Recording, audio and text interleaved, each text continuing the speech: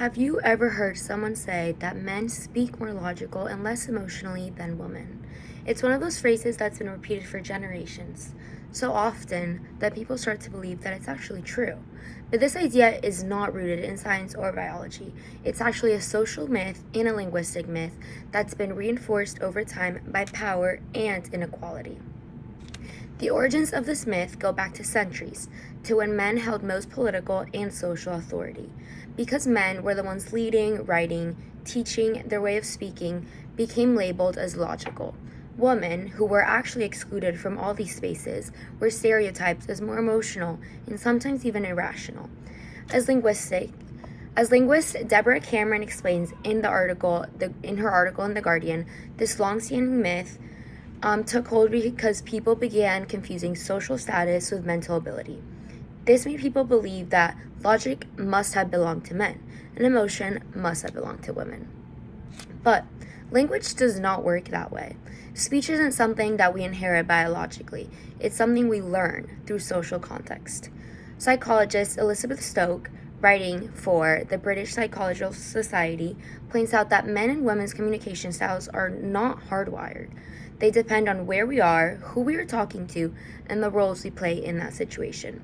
So, when people claim that men speak more logically, what they're really seeing is social conditioning, not science or biology. For example, research from the Harvard Chan School of Public Health show there's no consistent evidence that women even talk more than men. In fact, men actually tend to dominate professional settings. They tend to speak longer, interrupt more, and use more speech to assert authority. Meanwhile, women may speak more freely in smaller groups or social groups. So, differences in talk time reflect on context and power dynamics, not emotional capacity. These differences start early in life. That's why men are seen as less emotional, not because they are, but because they are taught to be that way. Research shared in the Yale Scientific magazine found that children's emotional behavior changes depending on who is watching, proving that social expectations directly shape how kids express themselves. By adulthood, these learned behaviors are actually mistaken for biological truth. Another study by Portigan and Heroin and colleagues found that parents often teach boys to suppress emotion while encouraging girls to express it. Even when it comes to the brain, the science does not support the myth. According to Michael Shapiro, men tend to rely more on gray matter while women use more white matter. But these biological differences only affect how we process information, not how we speak it. Research summarized by Joe Wadley at the University of Michigan actually shows that both men and women experience similar emotional highs and lows.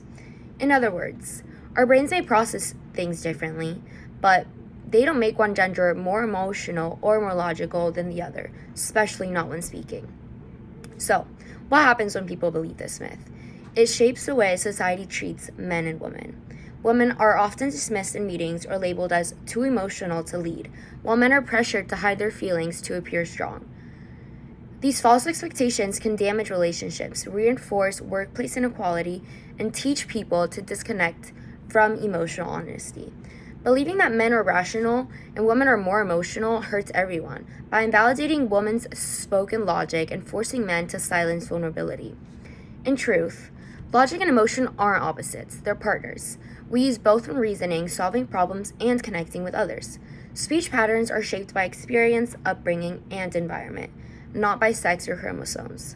Recognizing this frees us to value both empathy and rational equality, and to move beyond stereotypes that limit self-expression. So, next time someone says, men are more logical or women are more emotional, remember, that's not actual science. That's socialization, and it does not affect the way one speaks. Every person uses logic and emotion, especially when speaking, because both are essential parts of being human. And when we start to see that, we can finally create spaces where everyone's voice, no matter their gender, is heard, understood, and valued. Thank you for listening. My name is Sophia Machado.